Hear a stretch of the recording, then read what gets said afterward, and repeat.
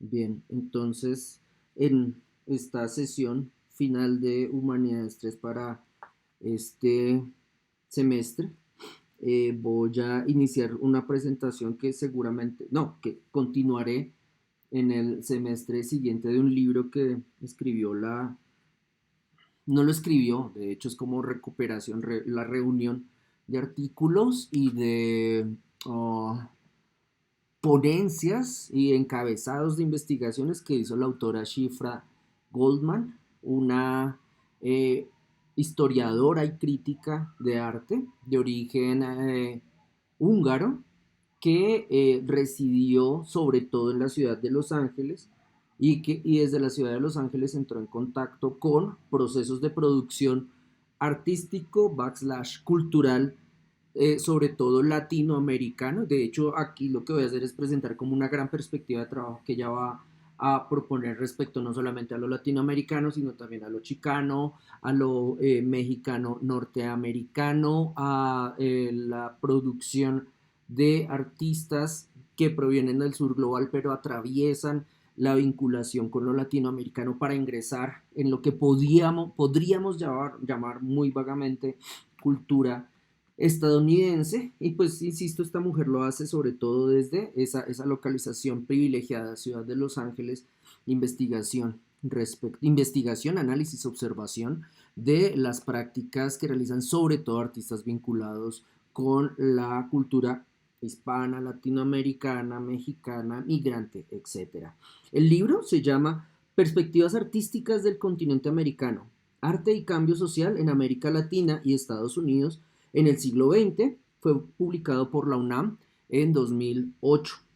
Básicamente, esta autora, doctora de estética de UCLA, trabaja con tres líneas de investigación: arte mexicano, arte latinoamericano y arte chicano. De hecho, estas tres líneas de investigación las reúnen algo que podría comprenderse, o que más bien que comprende, ella no podría, de hecho lo hace, lo comprende como arte minoritario o arte de minorías en un contexto hegemónico blanco, donde el campo artístico está dominado sobre todo por penes blancos localizados sobre todo en ciudades de la costa este de Estados Unidos, sobre todo en el Nueva York, y en el medio este, Chicago.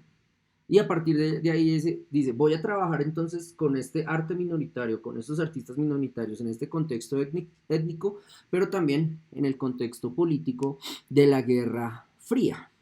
Básicamente ella entonces va a atravesar su análisis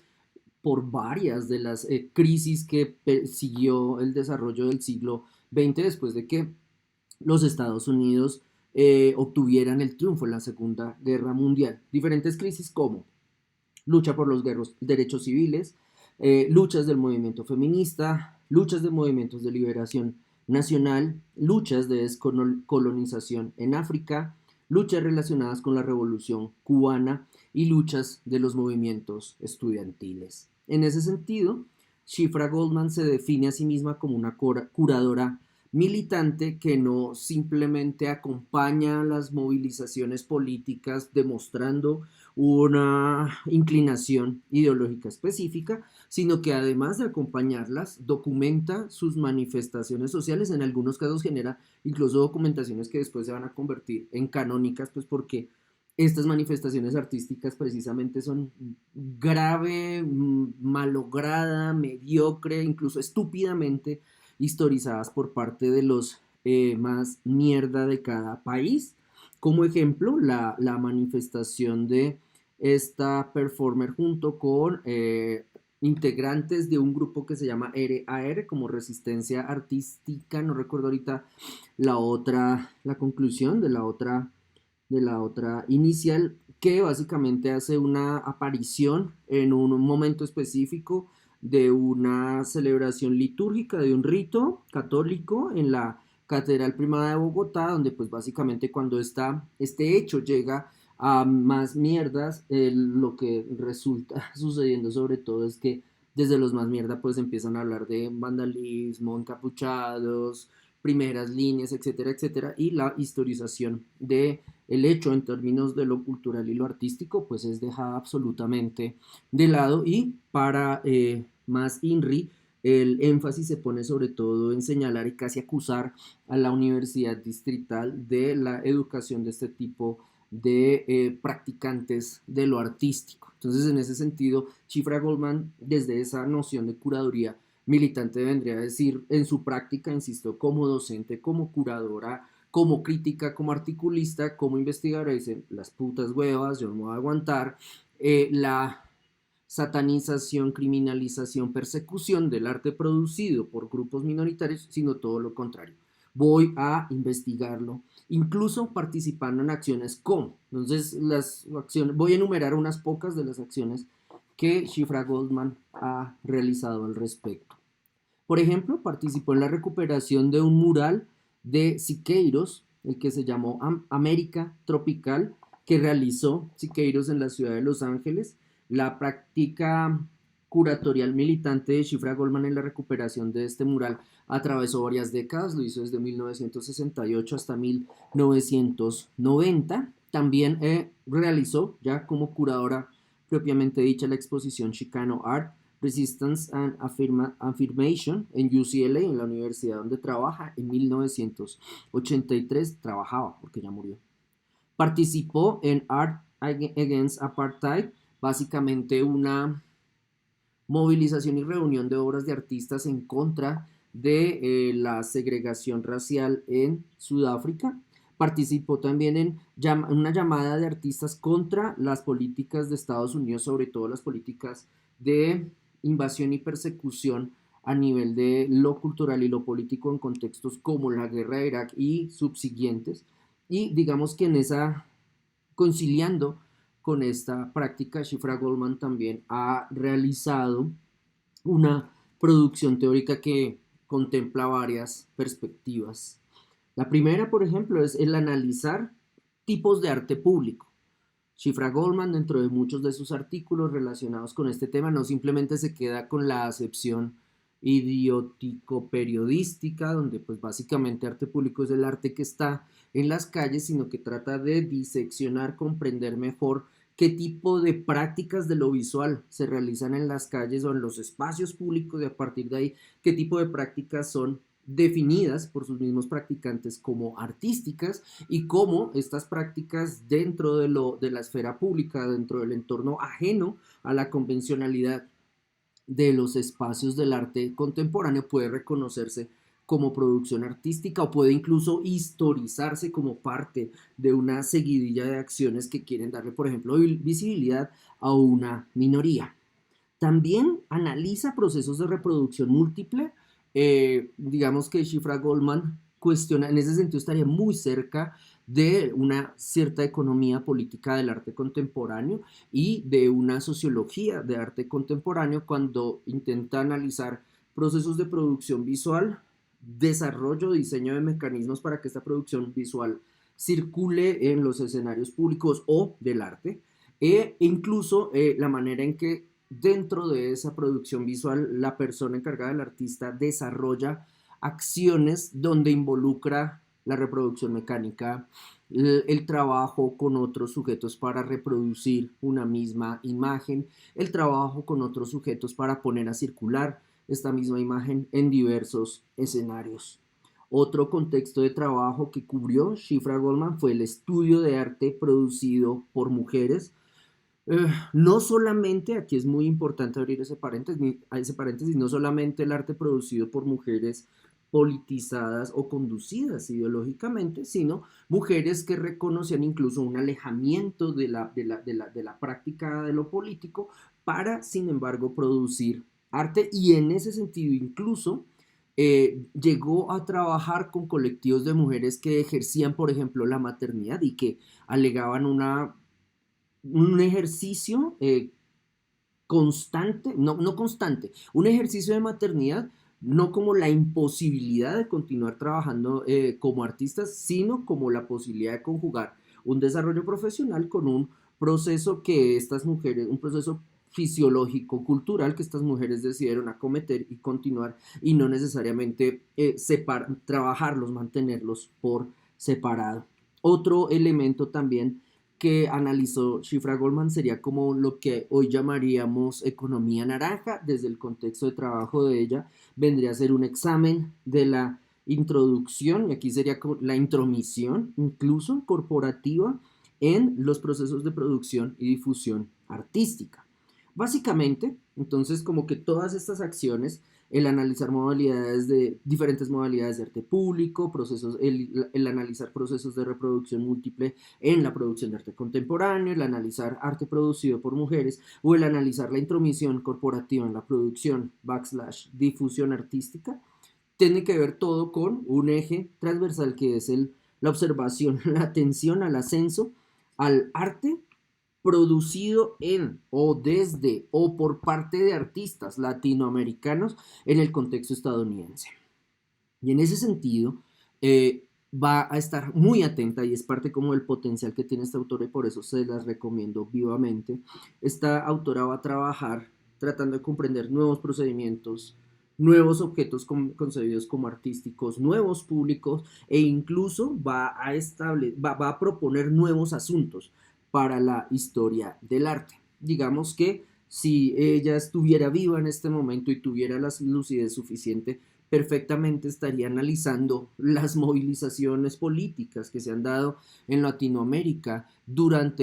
desde la declaratoria de la pandemia para documentar en qué escenarios han aparecido estas prácticas artísticas, cómo desde estas prácticas artísticas se han producido diferentes objetos relacionados con, por ejemplo, la reivindicación política, que nuevos públicos han empezado a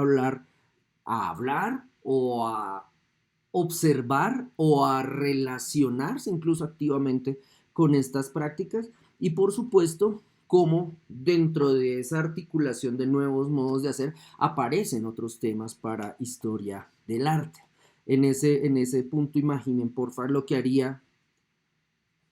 la cantidad de preguntas a nivel metodológico y teórico que haría Shifra Goldman respecto a documentación de prácticas de asociación y producción de arte por parte, por ejemplo, de colectivos de mujeres que trabajan con permacultura o protección de semillas y solamente circulan en una esfera pública construida a partir de stories en Instagram. Digamos que ahí habría una multiplicidad de enfoques que Goldman no dejaría pasar. En ese sentido, mi recomendación entonces para que se acerquen a Shifra Goldman sobre todo es para que vean también esa otra faceta, cómo esta mujer produjo nuevas metodologías o introdujo metodologías para abrir escenarios para la producción, la actualización incluso de la historia del arte, observando atentamente espacios, modalidades de producción, procesos de difusión e incluso condicionamientos técnicos a partir de los procesos de difusión que seleccionaron o por los que optaron o que desarrollaron artistas durante la época en que esta mujer estuvo en activo y respecto a los periodos que estuvo analizando. Ahora bien, voy a extraer una afirmación de Goldman para que pues, más o menos haya como un medio contexto respecto al trabajo que ella realizó. Dice Goldman, el trabajo artístico es una forma de comunicación social en la que los elementos de la cultura dominante coexisten con una cultura democrática que genera proyectos culturales. El circuito comercial por el que una pintura, una estatua o un libro se convierten en mercancía no agota ni bloquea su potencial para mediar la realidad a través del imaginario. Entonces, en ese sentido, Goldman no es como esos docentes y teóricos mediocres, puristas, que desprecian la circulación comercial del objeto artístico per se, sino que analiza bajo qué condiciones el objeto artístico o el objeto cultural circula en estos escenarios al mismo tiempo que contempla cómo desde estos escenarios se quiere amarrar, se quiere domesticar, se le quiere poner un bozal, se quiere transformar en campaña de marketing el proceder, el modo de hacer del artista. En ese sentido, sí, ella afirma, junto con Julian Barton, que su análisis de la producción artística está muy cercano a la historia política. Es decir, la historia, la narración de hechos que se pueden documentar respecto a acontecimientos de interés social o político, más la orientación, el sesgo, la inclinación, el sesgo, sobre todo ideológico que tengan, estas prácticas pueden anudarse, de hecho se pueden comprender a partir de un complejo anudamiento en los procesos de producción creativa y que para el caso de ella, esta lectura incluso debería incluir el condicionamiento, la procedencia, la localización geopolítica. En ese sentido, entonces, lo que hace Goldman es observar la producción artística, pero no dejarla de lado de manera autista, como que si no la veo no existe, respecto a hechos históricos, realidades económicas e incluso mitologías nacionales. En ese punto, entonces, de los primeros cuestionamientos que establecería Goldman en su trabajo sobre ciertas historiografías de arte hecho en Latinoamérica tienen que ver con la, entre comillas, necesaria inclinación nacionalista de la producción artística de quienes realizaron trabajos acá en el continente. Ella dice que no es así, que esta generalización es errada y que más bien esta generalización debería matizarse, es decir, cómo entendieron, pues si lo quieren convertir en una pregunta, ¿no? ¿Cómo entendieron e hicieron una práctica del nacionalismo, artistas cubanos que acompañaron la revolución de Fidel Castro, o cómo entendieron e hicieron práctica del nacionalismo, artistas chicanos que básicamente migraban entre México y Estados Unidos durante la década de los 70, etcétera? Es decir, vayan actualizando, vayan contextualizando, vayan ubicando esa pregunta en diversos escenarios y van a notar que puede ofrecer como unos espacios de investigación bastante ricos o atractivos, por ejemplo, para lo que nos toca. ¿Cuál sería la práctica o bajo qué lenguaje se expresaba el nacionalismo colombiano por parte de artistas que vivían y producían entre Colombia y Miami durante la década de los 80 del siglo pasado? Es decir, el arte que financió el narcotráfico en Colombia, cómo daba cuenta de cierto lenguaje nacionalista.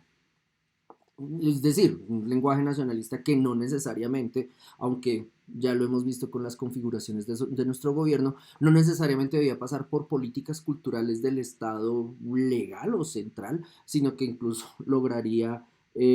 establecer diálogos muy fructíferos, sobre todo para quienes se les pegaron a los narcos y gobernaron, respecto a qué tipo de retóricas, por ejemplo, habrían de proponer, no sé, Águila mi selección, las chicas Águila, Colombia es pasión, mierdas por el estilo. Ahora bien, respecto a la mitad del siglo XX, hay entonces una necesidad de establecer un corte, ni siquiera un corte, de detener una inercia relacionada con el arte producido por parte de artistas latinoamericanos durante las décadas, la primera, segunda y tercera décadas del siglo XX. Entonces, entre 1900 y 1930 se realizó un tipo de arte en Latinoamérica con un cierto énfasis político, estético, cultural, y a partir de la década de los 50 se desarrolla otro tipo de práctica, o más bien, esta práctica adquiere otro devenir, sobre todo porque, uno, Estados Unidos gana la Segunda Guerra Mundial, dos, la enorme mayoría de países de Latinoamérica, a diferencia de Cuba, le va a plantar cara a este imperialismo. Y tercero, la relación simbiótica en muchísimos casos, para el caso colombiano, abiertamente sumisa de su contexto cultural, de su campo artístico respecto a políticas de introducción o intrusión o colonización estadounidense a nivel del arte contemporáneo se dieron de manera clara, y en ese sentido, y en nuestro caso, la pregunta respecto a la dependencia o la pregunta respecto a la procedencia del arte va a responderse de manera diferente a como va a suceder, por ejemplo, en el Brasil posterior a la década de los 50, la Argentina previa a las dictaduras del Plan Cóndor, etcétera, etcétera. Entonces, en ese sentido, las variables que propone Schifra Goldman para entender el arte latinoamericano desarrollado después de la década de los 50 es, uno, de qué modo Más bien, yo lo pondré de esta manera. ¿Cuál es la rodilla que hinca primero el país que se va a arrodillar frente a los Estados Unidos? ¿De qué manera lamen el piso que va a pisar después el dirigente o el militar estadounidense, las élites, por ejemplo, de países como Colombia? Y por otro lado, ese ejercicio de dependencia, cómo se refleja, cómo impacta, cómo beneficia también a campos artísticos locales. Digamos que en el caso, otra vez en el caso colombiano, la asociación sumisa entre un campo artístico que estaba en proceso de consolidación y una práctica propagandística y de dominación fuertemente insuflada desde el Departamento de Estado de los Estados Unidos o el Museo de Arte Moderno de Nueva York, por ejemplo, benefició a las personas que estuvieron detrás de la iniciativa Museo de Arte Moderno de Bogotá. Pero eso, por ejemplo, Chifra Goldman diría, ok, si eso se acaba de afirmar, del putísimas que hubiera una historia sociopolítica del Museo de Arte Moderno de Bogotá. Noticias, hasta ahora no la hay, pues porque básicamente nuestro campo artístico es o arrollado, o Lambor, o ambas. En ese sentido, entonces, lo que va a plantear Goldman es, si hacia la mitad del siglo XX, cuando Estados Unidos se convierte en el hegemón del mundo, es necesario entender las relaciones arte latinoamericano, gobierno o campo artístico estadounidense a partir de la noción de dependencia, qué hacer con cambios que se dieron en esa segunda mitad del siglo XX, sobre todo durante las décadas de los 70, es decir, después del 68, o incluso si ustedes quieren ir más atrás, después del 59, en el 59 triunfa la revolución de Fidel Castro, en el 68 se genera este movimiento global juvenil para generar o reclamar una modificación del status quo vigente. Entonces, en ese sentido, respecto a esa segunda etapa, la posterior o al 59 o al 68, Goldman dice, ahí hay que hacer otra pregunta y es respecto a cómo se dan los procesos que pudiéramos llamar posmodernos. Por ejemplo, ya la pregunta ahí no es por la nacionalidad, ¿no? Ya los artistas, por ejemplo, que se forman en universidades, que egresan de academias en países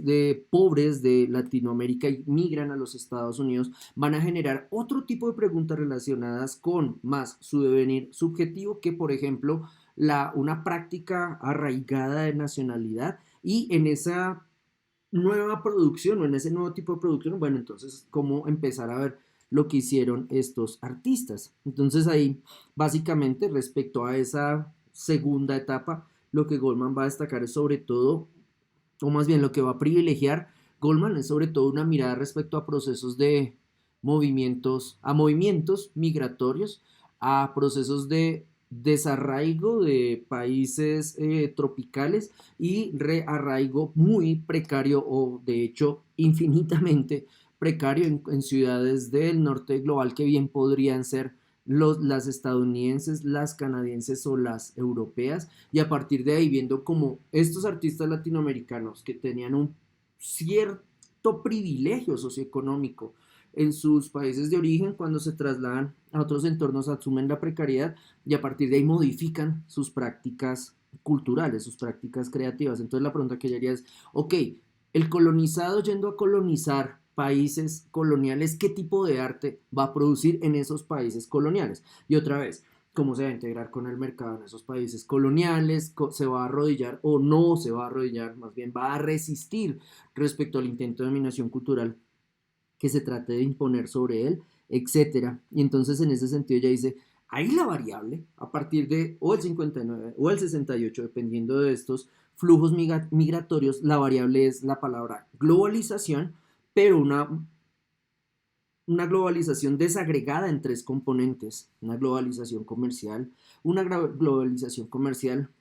perdón, una globalización comercial, una globalización de comunicaciones, una globalización de desplazamientos. Entonces, ante esas nuevas variables respecto a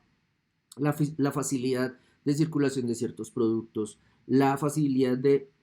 reducir los tiempos de comunicación y la facilidad de atravesar cierto tipo de fronteras o una aparente facilidad en el atravesar cierto tipo de fronteras, cómo va a imponer nuevos relatos dentro de la producción creativa de estos sujetos. Y en ese sentido, ya por ejemplo, lo que va a notar Goldman es que el reclamo respecto a vínculos originarios, por ejemplo, el negro, el obrero, el campesino, el indígena, va a ser reemplazada, porque esa retórica es como de inicios del siglo XX, va a ser reemplazada por, más bien, de qué manera este artista migrante, este artista desarraigado, esta persona que está produciendo en esta inestabilidad, tanto física como económica, va a producir relatos respecto a su propia configuración identitaria o incluso su propia configuración identitaria dialogando con otros escenarios. Digamos que hay dos personajes que podrían resultarles de bastante atractivo serían Helio Oiticica o Félix González Torres, por ejemplo, le recomendaría, pero pues la lista no se limita solo a ellos. Pues por ejemplo, si ustedes quieren ver, pues otra vez el caso colombiano, arte y narcotráfico, si quisieran mirar, por ejemplo, una investigación que no se ha hecho todavía, la manera en que una mujer como Emma Reyes se convirtió en una anfitriona de artistas que hacían el viaje Bogotá, París, y a partir de esa labor como de recepción, de acogida, fue configurando sin quererlo una escuela, como en el caso de esos artistas se planteaban relatos a nivel de lo estético, de lo identitario, la introducción de experimentación, etcétera. Digamos que en el caso de Marreyes, esa indagación está por hacer, aunque en el caso de ese tipo de concurrencia de artistas migrando desde Colombia hacia París, que después se amplió a artistas migrando desde Latinoamérica a París, para el caso del mercado alimentado por recursos del narcotráfico de los 80 y principios de los 90, implicó la instauración, sobre todo a través de medios de comunicación, de algo que se dio en llamar la Escuela de París, como, o los de París. De hecho, la galería, el museo, antes de que metieran a su responsable a la cárcel por lavado de activos, realizaba campañas en este sentido. Campañas, quiero decir, exposiciones y ventas de obra que después eran puestas en circular, pues sobre todo el nivel del precio adquirido por la obra, se ponen a circular como estas ventas de obras a través de medios de comunicación, es decir, una campaña de marketing que básicamente buscaba sobre todo como generar una nueva escuela artística que respondiera al modelo moderno de Marta Trau. Personajes que triunfaron en esta escuela, esta denominada, esta pseudoescuela, esta escuela inventada por los medios y las galerías de París, serían Morales, Antonio Morales y Saturnino Ramírez, pero no fueron los únicos. Vuelvo entonces a Shifra Goldman. Entonces, básicamente estos artistas que ya están produciendo o se empiezan a reconocer dentro de o bajo la categorización de la globalización ya no van entonces a esforzarse por reclamar vínculos con habitantes originarios, sino que van a entender su producción desde otros perfiles, desde otras perspectivas. Y lo que va a decir Goldman es eso por el lado de quienes producen, pero por el lado de quienes los miran, sobre todo de quienes los miran para comerciar con ellos, se va a empezar a vender una falsa escuela también. Digamos que esta falsa escuela ya no es de galeristas oportunistas rolos que quieren vender artistas malos e hiperrealistas pues para lavar recursos de narcos, sino más se trataría más de una escuela forjada dentro de los espacios del mercado estadounidense. Esta nueva escuela tendría que ver con una categoría que se llama muy entre comillas pluralista, donde se reconoce, se define como pluralista a ese artista que realiza obras que no tienen una carga política evidente, que de hecho dirá Goldman, y estoy de acuerdo con ella, como que se esfuerzan por neutralizar los conflictos de clase, como que en su arte hay un mundo ideal donde los ricos aman a los pobres, por ejemplo, o no los mandan matar, no les mandan a sus escoltas, de hecho no tienen escoltas porque si no hay guerras de clase, y por otro lado, pues una deriva de este tipo de proceso tiene que ver con que este tipo de arte va a hacerse más o menos, o no, bastante, no más o menos, bastante apolítico o incluso puede ser igualitario, igualitario en el sentido de que va a vender la ficción de que en la producción artística del latinoamericano posmoderno de esta época en gran medida se va a difuminar la dificultad económica, se va a omitir para dar cuenta más bien de ciertas idealizaciones respecto a retóricas y a contenidos. Lo que diría, lo que va a sentenciar Chifra Goldman es que básicamente este tipo de arte va a dejar por fuera la producción cultural de los nuevos movimientos sociales. Entonces, ante esta situación, digamos que ahí ustedes podrían, como para resolver este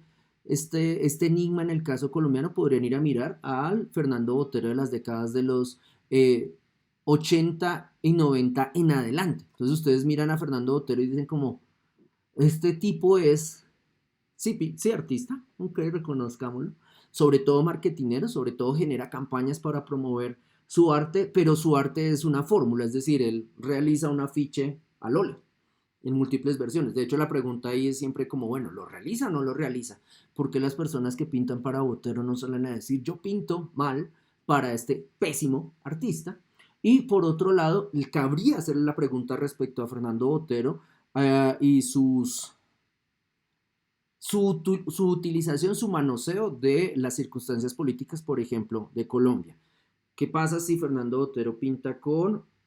Álvaro Uribe Vélez? ¿Qué pasa si pinta con Juan Manuel Santos? ¿Por qué Botero no ha pintado con el cerdo Uribe? ¿Qué pasa si Botero hace pinturas relacionadas con el fallido proceso de paz que hizo con las malditas patas Andrés Pastrana Arango? ¿O qué pasa si Botero o cuando Botero realiza dibujos y pinturas relacionados con las torturas por parte de soldados estadounidenses en la cárcel de Abu Ghraib? Ahí la pregunta que cabría hacer es, ¿Botero está operando como un artista político para concienciar a las masas respecto a esta situación? ¿O es más Botero siendo el oportunista paisa que conocemos, donde dice, jueputa, hay un conflicto, jueputa, tengo que ir a representarlo para jueputa seguir sacando plata? Entonces, ahí digamos que este sujeto, este Botero que les acabo de mencionar, no está interesado en los movimientos sociales, sino que está interesado más sobre todo como en la repercusión mediática que pueda haber a partir de su práctica vampírica, de su vampírica práctica, perdón, de relación con política o fenómenos, hechos de actualidad. En ese sentido, entonces, Goldman va a decir, ante ese nuevo panorama de la producción artística post el 68, de la producción artística latinoamericana postmoderna, es muy importante que se entiendan y o construyan las relaciones interglobales, interglobales que no interglobales, o sea, porque es como si hubiera diferentes planetas, sino iría más bien como interrelaciones que van a operar en diferentes mundos. Aquí estoy como haciendo uso de la definición primer mundo, segundo mundo y tercer mundo, donde en diferentes contextos hay diferentes universos o diferentes nociones de realidad socioeconómica, donde es muy importante que quien va a hacer el análisis del arte que se produzca en ese contexto, sí, tenga claro que, por ejemplo, se trata de artistas que producen en Colombia, pero también que se trata de artistas que producen en Colombia en un contexto económico específico, y que adicionalmente se trata de artistas que producen en Colombia relacionándose de cierta manera con el contexto internacional. Entonces, en ese sentido, lo que va a recuperar, a quien va a recuperar Goldman en este caso es a Eduardo Galeano respecto a la idea de que el desarrollo, perdón, los niveles de subdesarrollo latinoamericanos y africanos se corresponden necesariamente con niveles de desarrollo de entornos hegemónicos. Nuestra pobreza es la garantía de riqueza de los países y de los habitantes del norte global. Ahora bien, respecto a la categoría del concepto de cultura que también va a contemplar en su trabajo, Goldman va a destacar primero que la idea de cultura para contextos como el nuestro sobre todo es impuesta desde Europa, después lo va a hacer desde los Estados Unidos, donde básicamente se va a asimilar lo que proviene de los imperios, bien sean español, francés, alemán o inglés. Se incorpora esas prácticas y a partir de ahí definimos esas prácticas como cultura, y las que se produzcan acá son nada, son caca, son basura, son arte popular. Y en ese sentido lo que va a decir Goldman es, al establecer ese reconocimiento sociológico de cómo nuestra definición, más bien nuestras categorías de cultura son sobre todo importadas, podríamos empezar a entender, uno, las manifestaciones de esos procesos de dominación imperial en nuestros contextos y por otro lado, los esfuerzos que hacen, en muchísimos casos ridículos, en muchísimos casos propagandísticos, en muchísimos casos desesperados por parte de las naciones nuevas, las naciones que van apareciendo y que intentan construirse una cultura propia. Entonces, ya decir, el siglo XIX en Latinoamérica va a manifestar, va a revelar esa tensión entre el arte proveniente, perdón, entre la cultura como categoría proveniente del exterior, sobre todo el exterior imperial, y la minusvaloración, aunque está seguida de una creciente apreciación de las culturas que se podrían considerar endémicas o propias o nuestras, aunque uno como mestizo puede decir la cultura de resguardos en el Cauca es mía y pues básicamente no, yo soy un blanco de mierda, un blanco pobre de mierda, un mestizo pobre de mierda en Bogotá, entonces no podría entrar a reclamar ese tipo de culturas como mías. Entonces, lo que destacaría Goldman acá es importante reconocer si las condiciones de construcción de estas nuevas naciones en Latinoamérica y ver cómo desde sus diferentes gobiernos empezaron a realizar o a ensayar procesos de construcción identitaria, sobre todo para denotar cómo en esos procesos de construcción identitaria estos gobiernos se relacionaban con los habitantes originarios, es decir, cómo hicieron los criollos de la Gran Colombia contra los negros y los indígenas, cómo lo hicieron en Argentina, cómo lo hicieron en Brasil, cómo lo hicieron en México. A partir de eso que hicieron, cómo se asimiló y o destruyó a estas comunidades y a partir de allí, cómo después, cuando en estas nuevas naciones aparecen intelectuales con cierta conciencia de su procedencia cultural, cómo empiezan entonces a relacionarse con estos grupos humanos. Sobre todo para, diría Goldman, para mantener activa, mantener operativa la pregunta respecto a cómo se preserva la propia cultura. Es decir, qué se define como propia cultura, quiénes producen la cultura propia y después cómo se preserva, cómo se protege, yo diría incluso cómo se reproduce esta cultura propia. Sobre todo para, diría ella, y estoy de acuerdo ahí, para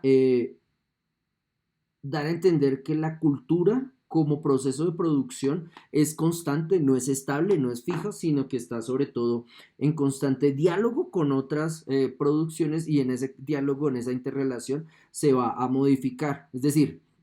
lo que va a afirmar Goldman es que quienes opinan que hay identidades culturales fijas, no se piensen en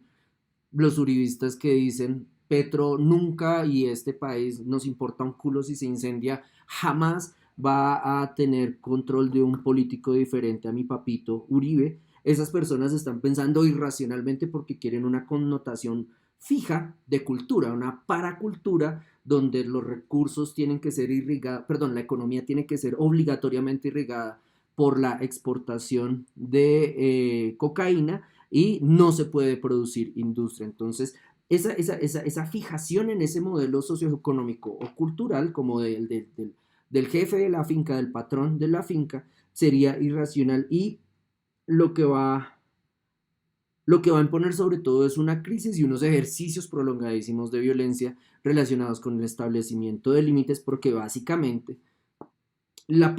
cultura como un proceso dinámico de interrelación entre humanos no se va a establecer a partir de reglas fijas, sino todo lo contrario, se establece a través de procesos de contacto, intercontacto, contaminación, relación. Básicamente, entonces siguiendo con esta idea de la definición irracional de cultura de, por ejemplo, el uribismo, lo que diría Goldman es que esta definición irracional de cultura se opone tercamente a la fluidez, la permeabilidad y la, ya lo había dicho yo, contaminación de patrones, de diferentes, podrían ser como estrategias o elementos o factores que configuran, que conforman esto que reconoceríamos como cultura nacional o cultura propia. Y en ese sentido, lo que dice Goldman es, entre las décadas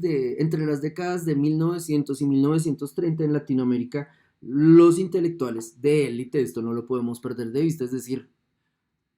jóvenes educados que miraban de manera paternalista a los pobres, a las clases populares, tenían una definición esencialista de identidad. Eran estos jóvenes educados quienes decían el indio es así, el negro es así, el pobre es así, y en esa definición promovían la unidad nacional o la búsqueda de unidad nacional, llegando en muchísimos casos a resultados caricaturescos. Digamos, eso no lo dice Goldman, eso lo añado yo, que por ejemplo se revelan en la producción, digamos que aquí hablaría del contexto colombiano, en la producción de una retórica y de una narrativa donde blancos, mestizos blancos de clase alta, educados en Bogotá y en Medellín sobre todo, van a mirar a comunidades negras o de trabajadores o indígenas para, desde su perspectiva jerárquica, representar a estos negros y trabajadores en edificios públicos, por ejemplo, en murales. Estoy hablando de muralismo de Pedro, lo acabo de olvidar, Pedronel Gómez, no lo estoy confundiendo, o Alipio Jaramillo, no estoy seguro de ninguno de los dos nombres, creo que de hecho puede ser Pedro Alipio Jaramillo, no mentiras, es Pedronel Gómez, que básicamente eso, representan al pobre y meten al pobre dentro de los edificios del Estado, pero tienen pavor porque el pobre adquiera agencia política, no sé, su empleada de servicio defendiendo, haciendo activismo por el voto de la mujer, su capataz haciendo campaña política, su Guillermo Vanegas, su mayordomo, su coime, intentando llegar a, no sé, una representación a nivel de Cámara de Representantes o Senado. Es como, no, el pobre está bien, allá en las paredes, quieto, tranquilo, apolítico. El pobre político del mundo real, como que hijo de puta miedo, mejor lo mandamos también matar. Entonces, en ese sentido, respecto a ese tipo de comunidad intelectual que trataba de definir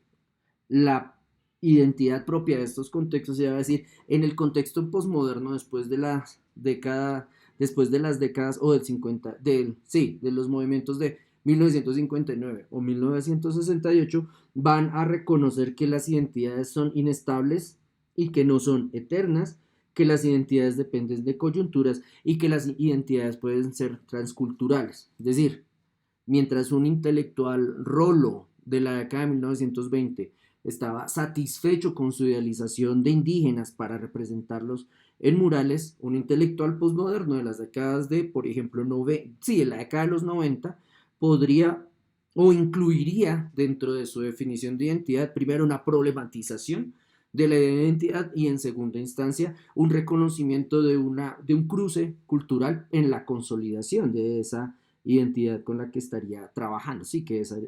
desearía poner en práctica. En ese sentido, ni siquiera poner en práctica, qué pena,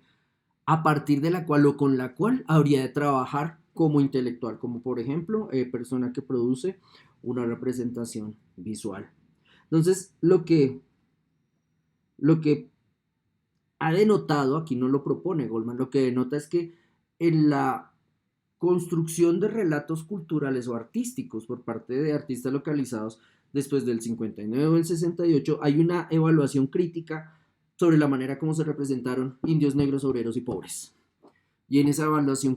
en esa evaluación crítica, por ejemplo, se va a detectar y denunciar las acciones, por ejemplo, de pornomiseria de intelectuales que con toda la mejor, sí, con toda la buena intención del mundo, temían por la politización de indios, negros, obreros y pobres. Respecto a esa lectura, propondrían otro tipo de relación interclases donde el intelectual va a esforzarse de cierta forma, no solo por construir la representación, sino por entender desde qué perspectiva está construyendo esa representación para darse cuenta pues cuando está siendo racista o clasista o paternalista. Entonces, lo que va a decir Goldman es que algunos de estos artistas que van a cuestionar ese tipo de enfoques van a cuestionar, por ejemplo, los planes de integración de la población indígena como clase obrera, es decir, el reconocimiento del indio como un ciudadano, pero un ciudadano que está aquí no para ejercer agencia política y convertirse, por ejemplo, en representante de las reclamaciones de quienes integran o se consideran integrantes de su etnia, sino nada, como un obrero que a lo que vino a la ciudad fue a obrerear y si lo echan a mendigar, fin. En segundo lugar, otro de los cuestionamientos que se van a señalar es que en esas representaciones idealizadas de indígenas se les hacía perder, se les incluso yo le diría en Guillermes, se les secuestra su independencia comunitaria para aportarles un tipo de compartir idealizado donde esos sujetos no tienen conflictos, no generan tensiones entre ellos, no generan tensiones con su contexto, no generan tensiones contra otras comunidades indígenas, sino nada, son buenos salvajes ideales que le quedan bien, le caen bien o le gustan al rolo intelectual, rolo promedio. Y en últimas, lo que va a decir Gorman, a estos indígenas, a estos representantes de comunidades minoritarias que se les va a representar como idealizados en un entorno donde no hay tensión, pues sobre todo se les va a negar la administración de su territorio. Entonces, otra vez, del puta representarte,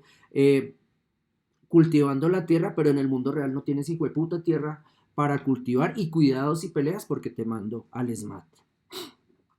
Entonces, a partir de la década de 1950, ya mencioné ese contexto, el triunfo de los Estados Unidos determina la industrialización latinoamericana, es decir, arrodillarse a los Estados Unidos en algunos casos representó procesos de transformación económica y en ese sentido ese proceso de industrialización y de transformación de la dependencia cultural entre Latinoamérica o países de Latinoamérica y Estados Unidos también trajo un nuevo formato de patrocinio para las artes. Por ejemplo, los museos de arte moderno empiezan a aparecer en nuestras ciudades o en ciudades del subcontinente, aparecen galerías y aparecen esbozos de mercado del arte y aparecen concursos internacionales patrocinados sobre todo por industrias relacionadas con los Estados Unidos. En el caso colombiano recuerdo ahora el Salón ESO de jóvenes artistas. Sobre ese libro, Nadia Moreno, investigadora bogotana, hizo una indagación donde básicamente lo que hace es problematizar la categoría de arte o de artista joven. Ahora bien, en este nuevo formato de patrocinio para las artes, se van a abandonar incluso se establece como exigencia el abandono de ideales sociales en la producción artística. Básicamente, si un artista va o introduce la representación de luchas sociales en su producción, este artista va a ser rechazado dentro de estos nuevos escenarios. De hecho, artistas que producen de manera figurativa van a adaptar su lenguaje a la práctica abstracta, básicamente para no quedarse por fuera de esta fiesta, porque figuración o inclusión de relatos sociales va a ser equivalente a arte socialista, arte de propaganda, arte ajeno a la libertad del modelo liberal norteamericano. Digamos que en ese sentido la carrera de la carrera de la segunda Marta Traba, es decir, no la Marta Traba joven que está recién llegada acá casada con un intelectual rico bogotano, sino la Marta Traba separada que ya está afianzándose como profesional y como crítica. Esta segunda Marta Traba va a incorporar en gran medida este cuestionamiento, yo diría si esta lucha e incluso alargaría las palabras, esta persecución respecto a la producción de figuración y la inclusión de relatos sociales en el arte de avanzada. Ella también va a decir, el muralismo mexicano es una puta mierda, es mejor reemplazar el muralismo mexicano por representaciones abstractas de hombres americanos ideales relacionados con naturalezas donde el conflicto político no aparece. Esta segunda Marta Traba va a ser después contrastada, yo diría incluso entrar en cuestión con la tercera Marta Traba, la Marta Traba más mamerta, la Marta Traba que cree más en la organización social para generar cambios a nivel de lo revolucionario. Esa tercera Marta Traba sobre todo va a cambiar cuando sea testigo pues del triunfo de la revolución de Fidel Castro después de 1959 en Cuba. Entonces, digamos que en esta periodización, aquí estoy en las décadas de 1950 hasta 1960. Después, de 1960 a 1980, Chifra Goldman lo que va a decir es, aquí van a darse unas transformaciones a nivel de lo socioeconómico. En los países latinoamericanos, sobre todo las dirigencias se van a dar cuenta de los efectos de esta dependencia que tienen de los Estados Unidos y en algunos casos van a seguir de cierta manera o a regañadientes o imitando mal las transformaciones sociopolíticas que se dan sobre todo en Cuba, donde se dan nacionalizaciones de empresas que antes eran privadas, pasan a ser después del Estado, digamos que en uribista de hoy serían expropiadas, por ejemplo, y también esto venía acompañado de una reforma agraria donde se buscaba sobre todo que los campesinos, o más bien las unidades familiares campesinas, tuvieran terrenos donde cultivar para garantizar su subsistencia y no depender necesariamente de la adquisición de alimentos a partir de, por ejemplo, el de vengar salarios de mierda. Y en ese sentido va a haber, entre las décadas de 1960 y 1980, una mejora de niveles de vida a nivel subcontinental que, otra vez, aquí tenemos que generar un diferencial, que en diferentes contextos y países van a tener distintas repercusiones. Es decir, este modelo no va a ser equivalente en el cono sur, este modelo en Colombia ni por el hijo de puta se dio, de hecho aquí se dio una micro reforma agraria que después tuvo una contrarreforma agraria por parte del narcotráfico y después otra contra reforma agraria por parte del uribismo de motosierra. Y entonces lo que va a decir Shifra Goldman es que si en el contexto latinoamericano se desarrollaron prácticas socioeconómicas cercanas, por ejemplo, a la nacionalización de industrias y a la reforma agraria, más o menos como se aplicó en la isla de Cuba, la respuesta por parte de Estados Unidos y sus aliados, aquí Colombia podría como levantar la mano con todo orgullo, fue sobre todo el apoyar la persecución de líderes políticos de oposición, el exterminarlos o llevarlos a la muerte o el exilio, el generar en grado extremo invasiones o en otro caso el generar o sí, generar las condiciones para golpes de Estado, digamos lo que está sucediendo ahorita en Colombia. Entonces, lo que va a decir Goldman es que en medio de esos contextos la producción artística va a estar sometida a y va a incorporar, de hecho, los procesos de persecución política. Es decir, si yo soy un perseguido político en la ciudad de Bogotá, no puedo tener un taller de 600 metros cuadrados y no puedo aspirar a hacer pinturas de 10 por 10 metros de área. En ese sentido, si quiero seguir produciendo y quiero hablar del contexto en el que me encuentro, podría utilizar otro tipo de procedimientos, arte portátil, pequeños formatos, nuevos procesos de producción visual que pasen la censura por la ignorancia endémica de los organismos de persecución, por ejemplo. Entonces, lo que va a decir Goldman es que dentro de la producción política las condiciones técnicas van a cambiar, pero también van a aparecer nuevas modalidades de producción y ya voy a hablar de un movimiento que me interesa mucho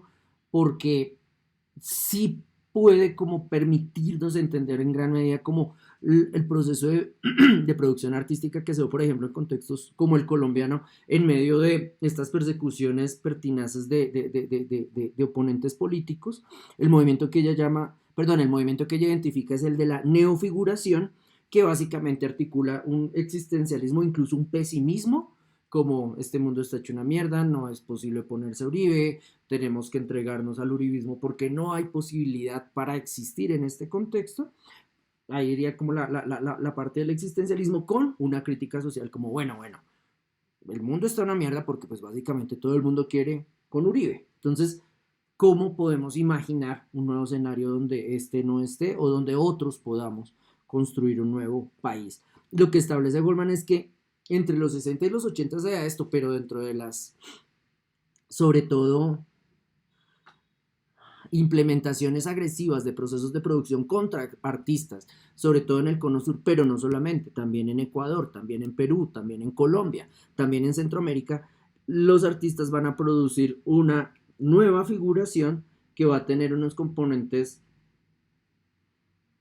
bastante cercanos al nihilismo y a la desesperanza producida por esas condiciones políticas, pero también una crítica social que, y eso lo destaca ella, y eso hasta ahora no ha desaparecido, que involucran también la crítica social. De hecho, para el caso colombiano ya menciona a Rendón, de hecho, ahí sería Rendón, Alcántara, y, ay, acabo de olvidar al otro, Augusto Rendón, Alcántara, Herrán en Cali, y no, lo acabo de olvidar. Pero digamos que respecto a esa categoría de neofiguración, ustedes podrían empezar a mirar, por ejemplo, cómo la producción reconocida como pop, aunque se pueda ampliar, de Beatriz González podría dar cuenta de ello cuando Beatriz González se relaciona con el gobierno de Turbay Ayala, un sujeto que es uno, el líder cultural e intelectual del cerdo Uribe, perdón, del cerdo Duque, qué pena, me equivoqué, de cerdo, y en segunda instancia, durante el gobierno de Turbay es cuando se normalizan las persecuciones y desapariciones al estilo de las dictaduras del Cono Sur. Entonces, dentro de ese régimen se dan ciertas prácticas de persecución de intelectuales. ¿Qué tipo de figuración produce Beatriz González? Entonces, ahí podría establecerse como una contrapregunta a nivel de lo historiográfico. La producción y el análisis teórico de la obra de Beatriz González en nuestro contexto, sobre todo, o sea, se ha decantado por mostrar en ella una seguidora, una protopop. O sea, como sí, no una protopop, no, ella no lo anuncia, ella de hecho lo continúa, una continuadora del pop. Pero desde una lectura como la de Shifra Goldman, ¿podría verse más que pop en Beatriz González una nueva figuración? Y bueno, ya para terminar, digamos, con esta introducción, otro elemento que va a destacar en su análisis Shifra Goldman es el analizar la aparición de artistas chicanos utilizando la expresión, o más bien definiendo la expresión chicano como hijo de latinos criados en los Estados Unidos, atento a explotar sus raíces indígenas, es decir, contrario a la asimilación que promueven sus padres en ese nuevo entorno de vida. Entonces, a partir de la observación de estos artistas, de la observación, identificación, delimitación de estos artistas chicanos, Goldman diría, ok, y entonces miremos cómo estos artistas van a producir nuevos muralismos, cómo van a utilizar la pintura sintética, digamos la pintura que en la actualidad se utiliza en lo que se denominaría arte urbano en Bogotá y que no necesariamente están vinculados con escenarios como edificios institucionales. Y yo termino ahí.